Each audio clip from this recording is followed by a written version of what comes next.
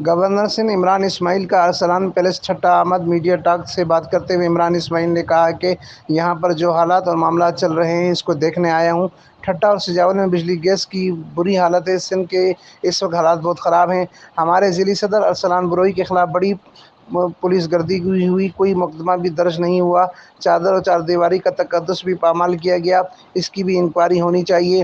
وفاق کے زیر انتظام جو ادارے کام کر رہے ہیں وہ ہر ایک سے انصاف کو یقینی بنائے۔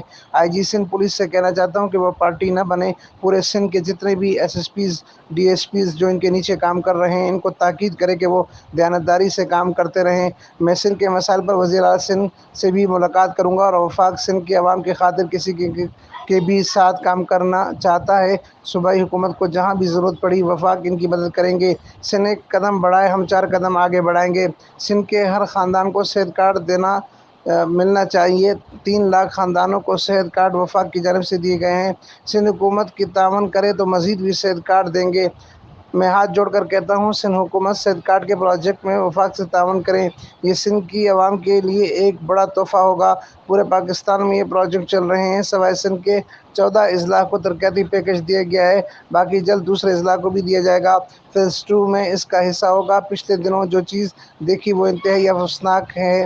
ٹی ایل پی کا اور ہمارا مقصد ایک ہی ہے، میرے نبی پاک صلی اللہ علیہ وسلم کی گستاخی برداشت نہیں کی جائے گی، مگر طریقہ کار الگ ہے۔ ہم چاہتے ہیں دنیا بھر کے مسلمانوں کو ایک آواز بنا کر یورپ پر پریشر ڈالے۔ ہم ٹی ایل پی کے بھائیوں کے ساتھ ہیں، کوئی ابہام نہیں چاہتے۔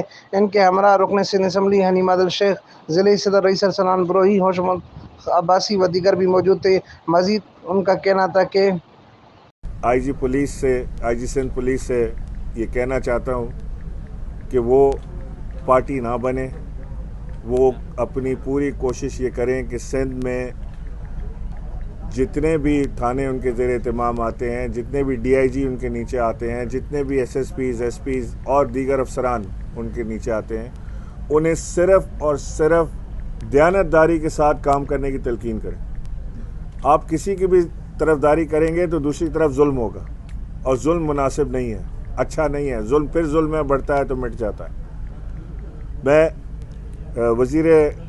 وزیر اعلیٰ سندھ جناب مراد علی شاہ صاحب سے بھی یہ سارے دورے مکمل کرنے کے بعد میں ان کے ساتھ بھی بیٹھوں گا، اور جو سندھ کے مسائل ہیں ان پر ان کے ساتھ بھی تبادلہ خیال کروں گا وزیر اعظم کو رپورٹ پیش کرنے سے پہلے، تاکہ اگر وہ کوئی کریکشن کرنا چاہیں یا وہ کہیں اپنی مجبوری سمجھتے ہیں، کہیں پرابلم ہے جس میں ان کو وفاق کی مدد کی ضرورت ہے، تو وہ وفاق انشاءاللہ اپنے سندھ کے عوام کی خاطر کسی کے ساتھ بھی کام کرنے کے لیے تیار ہے، کسی کے ساتھ بھی قدم ملا کے چلنے کے لیے تیار ہے، اگر مسائل حل ہوتے ہیں تو۔